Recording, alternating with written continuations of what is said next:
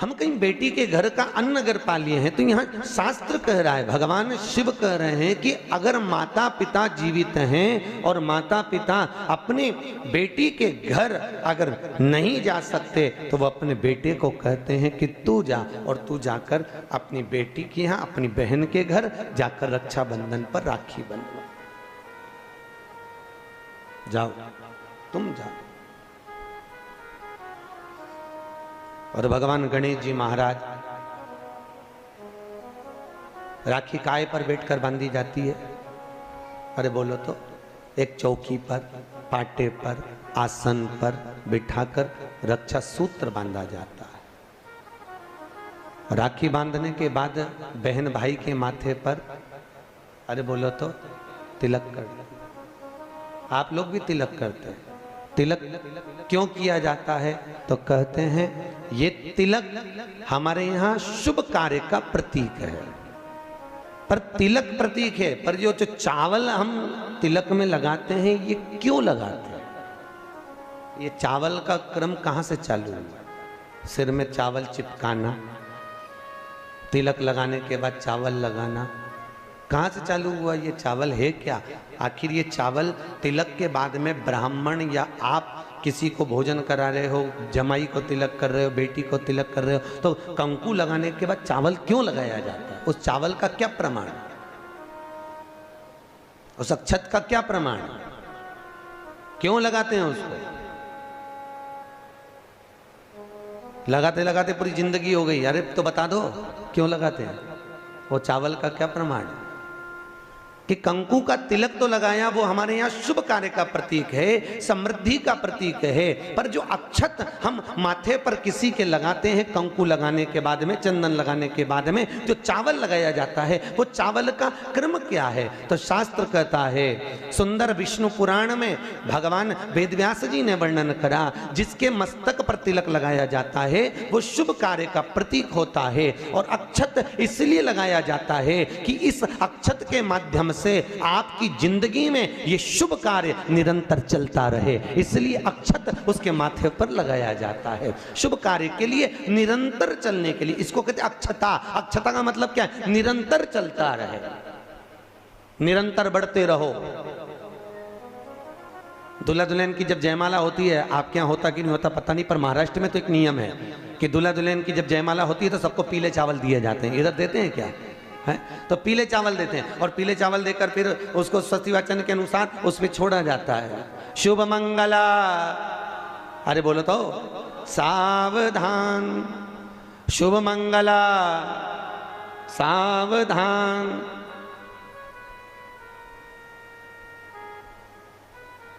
उसके ऊपर छोड़ते हैं कि सावधान। और ये चावल तुम्हारे मस्तक पर जो पड़ा हुआ है, तुम्हारे मस्तक पर जो डाला जा रहा है, तुम्हारी जिंदगी इसी प्रसन्नता में निरंतर बढ़ती चली जाए, वो अक्षता का मतलब है। केवल एक देव है महादेव, जिनको खंडित चावल कभी नहीं चढ़ता। शिव जी को आप बहुत सारा चावल नहीं चढ़ा सकते, एक दाना चढ़ाओ, पर खंडित मत चढ़ाओ। अक्षत, शंकर को कोई चीज खंडित नहीं चढ़ती। बेलपत्र भी चढ़ाओ, भले एक चढ़ाओ, पर पूर्ण चढ़ाइए। भगवान भोलेनाथ को पुष्प चढ़ाइए, पूर्णता में चढ़ाइए। हम कई जगह मंदिरों में जाते हैं तो भगवान के ऊपर फूल देखते हैं, तो फूल कई बार शिव जी के ऊपर, कई बार शिव जी के ऊपर, भगवान के ऊपर, आपके घर के मंदिर में कई बार कई लोग जो पुष्प चढ़ाते हैं, वो पुष्प चढ़ाने का तरीका भी लोगों को नहीं मालूम। जो फूल चढ़ाते हैं वो कई बार देवता के ऊपर रख देते हैं, इस तरह से। भैया शास्त्र कहता है, जिसके ठाकुर जी पर, जिसके मंदिर में, जिसके देवी देवता पर अगर पुष्प को उल्टा रख दिया जाए तो जितने शुभ कार्य हमारे घर में होने वाले रहते हैं वो सारे टलते चले जाते हैं। आज की जगह कल, कल की जगह परसों, परसों की जगह नरसों, नरसों की जगह खरसों। तुम करके देखना, अपने आप शुभ कार्य टलेंगे। इसलिए भगवान के सम्मुख में जो पुष्प चढ़ाया जाता है वो सीधा चढ़ाया जाता है। यहां तक शास्त्र कहता है, अगर भगवान को पुष्प चढ़ा रहे हो तो अगर सीधा और उल्टा नहीं मालूम तो नीचे की जो डांट है उसको तोड़ दीजिए, और पत्ती की पत्ती, पंखड़ी की पंखड़ी भगवान को समर्पित कर दीजिए। वो शिव जी को स्वीकार होगा, वो भगवान को स्वीकार होगा। ये उसी में कहा है, उसी में का सुख है। जैसे पानी में पड़ा हुआ पुष्प, काय में पड़ा हुआ, अरे बोलो जम के, पानी में। कई माताओं की आदत रहती है, हमने कई कई ब्राह्मणों को भी देखा, कई कई लोगों को देखा, क्या करते हैं, कमंडल ले जाते हैं, कमंडल डोलची, कमंडल में पानी रहता है, एक बाल्टी में पानी रहता है, और पेड़ पे से तोड़ तोड़ के उसमें डालते रहते हैं। फूल को तोड़ा, उस बाल्टी में डाल लिया, बाल्टी में पानी है, उस पानी में फूल डल गया। और अगर पानी में फूल डल गया और उस फूल को निकाल कर आपने महादेव को समर्पित करा, देवी देवता को समर्पित करा, ठाकुर जी को समर्पित करा, कृष्ण राम नारायण लक्ष्मी को समर्पित करा, तो जो पानी में पड़ा हुआ फूल निकाल कर अगर हमने देवता को चढ़ाया तो वो निर्माल्य के तुल्य हो गया। काय के तुल्य है? निर्मल। निर्मल जानते हो, भगवान पे चढ़ा हुआ फूल, मतलब उसका कोई परिभाषा नहीं है, तुम कितने ही चढ़ा लो, वो निर्माल्य के तुल्य। अगर पानी में पड़ा हुआ पुष्प निकाल कर पानी के लोटे में से, पानी के कलश में से, पानी की बाल्टी में से उठाकर चढ़ाया है तो वो निर्माल्य हो गया, मतलब चढ़ा चढ़ाया फूल हो गया, उसको भगवान स्वीकार नहीं करते, याद रखिए। उसी तरह जैसे तांबे की प्लेट में रखा हुआ चंदन, तांबे की प्लेट में अगर चंदन रखा है और वो अपन ने लगा दिया तो वो चमड़े के बराबर हो जाता है। इसलिए तांबे की प्लेट का चंदन किसी को नहीं चढ़ाया जाता, किसी देवता को नहीं लगाया जाता, किसी देवता, निर्माल्य।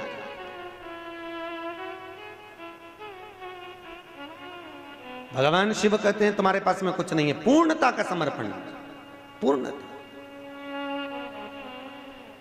पर आज के जमाने में लोग पूर्णता देते कहां हैं? एक बात बताओ, भगवान के मंदिर में नारियल फोड़ा, राम जी के मंदिर में, हनुमान जी के मंदिर में नारियल फोड़ा, और वो नारियल फूटने पर अच्छा निकल गया तो भगवान ने स्वीकार करा कि नहीं करा? अरे बोलो जम के, अच्छे से बोलो, करा? अच्छा ठीक है, आप बोल रहे हो करा, शिव पुराण करे ही नहीं करा।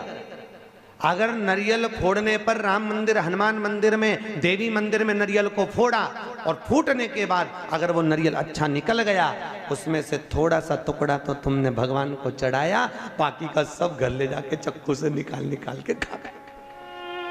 और मान लो वो नारियल फूटने पर बेकार निकल गया तो तुम उसको घर ले जाओगे? नहीं। क्या करोगे? जब हनुमान जी की परिक्रमा कर रहे होगे तो नारियल को वहीं पटक दो। तो भगवान शिव की कथा कर रही है कि भगवान शंकर को पूर्णता का भाव चाहिए। बेलपत्र दो, पूर्ण दीजिए, पुष्प दो, पूर्ण दीजिए, जो कुछ अक्षत भी दे रहे हो तो पूर्णता में दीजिए। भगवान को अधूरा समर्पण नहीं चाहिए। शंकर जी की तो केवल एक अपूर्णता है, वो परिक्रमा है। देखिए शिव जी की परिक्रमा कितनी होती है? आधी, पूरी नहीं होती। वो भी क्यों होती है आधी? ये शंकर जी ने गड़बड़ी कर दी थी ना। बड़ा जो बेटा था वो माँ को प्रिय था और छोटा बेटा, अरे बोलो तो, बाप को प्रिय था। अब शंकर भगवान बड़े आनंद में, अभी उन्होंने क्या करा, शंकर जी को गणेश जी से बड़ा लगाव हो गया था, बड़ा लगाव एक बार बहुत। और भगवान भोलेनाथ जी ने कहा जाओ, जो पृथ्वी की पहले परिक्रमा कर कर आएगा उसका प्रथम गिनती में गिना जाएगा। कार्तिकेय तो गए मोर पर, गणेश जी बैठे चूहे पर, और माता पिता की परिक्रमा लगा ली। अब माता पिता की परिक्रमा लगाई तो शंकर भगवान को हंसी आ गई, और शंकर जी ने रोक कर कहा बेटा क्या कर रहे हो? भोलेनाथ जी से कहा पिताजी मैंने आपकी परिक्रमा लगा ली, तमेव माता च पिता तमेव तमेव बंधुश्च सखा तमेव, मैंने आपकी परिक्रमा लगा ली, मतलब मेरी पृथ्वी की परिक्रमा हो गई। तो भगवान भोलेनाथ ने कहा गणेश मैं तुझे प्रथम गिनती में गिनता हूं तो पहले पूजा जाएगा। जैसे ही भगवान शंकर ने बोला, माता पार्वती सिंहासन पे से खड़ी हो गई। पार्वती सिंहासन पे से जैसी खड़ी हुई, थोड़ी देर में कार्तिकेय बाबा आ गए, और कार्तिकेय ने आकर कहा वाह माँ, वाह माँ, गजब करा तूने, छोटे भाई को प्रथम गिनती में गिनवा दिया और मैं बड़ा बैठा ही रहा। मैं तो परिक्रमा करने गया था माँ, परिक्रमा गणेश ने करी वो तुम्हारी करी, पर पिता के वचन को अगर निभाया तो मैंने निभाया है कि जो पृथ्वी की पहले परिक्रमा कर कर आएगा वो प्रथम गिनती में गिना जाएगा। मैंने पृथ्वी की परिक्रमा करी है, माना आप माता हो, माना आप पिता हो, पर गिनती तो वही कराई जाए। माँ आज मेरा अपमान हुआ है। कार्तिकेय जी ने कहा जगदम्बा खड़ी होकर बोली, भोलेनाथ मैं आपसे वचन लेती हूं, आप भोले हो, आप दयालु हो, आप करुणा सागर हो, जो आपकी परिक्रमा लगाएगा आप उसको हर कुछ दे दोगे। इसलिए आज आपसे वचन लेती हूं कि आपकी परिक्रमा जिंदगी में कभी पूरी ना लगे, जो लगाए उसे हत्या का दोष लग जाए। शिव जी ने कहा तथास्तु, तथास्तु। उस दिन का नियम है, शिव जी की परिक्रमा आधी चालू होकर आधी में पूर्ण हो जाती है, पर बाबा भोलेनाथ जी की परिक्रमा पूर्ण नहीं होती, क्योंकि बहुत सरल देव है साहब बाबा भोलेनाथ, बहुत सरल, बहुत सरल। कितना सरल देव। आपके यहाँ कोई ऐसा देवता बताओ, राम जी के ऊपर दिन में 2 बजे जाके पानी चढ़ा के बताओ, भगवान विष्णु पे देवी जी के मंदिर में जाके चढ़ा के बताओ। केवल एक भोलेनाथ जी आराम से बैठा है, जब तू घर में फ्री हो जाए तब लोटा लेके आ जाना, जब तू फ्री।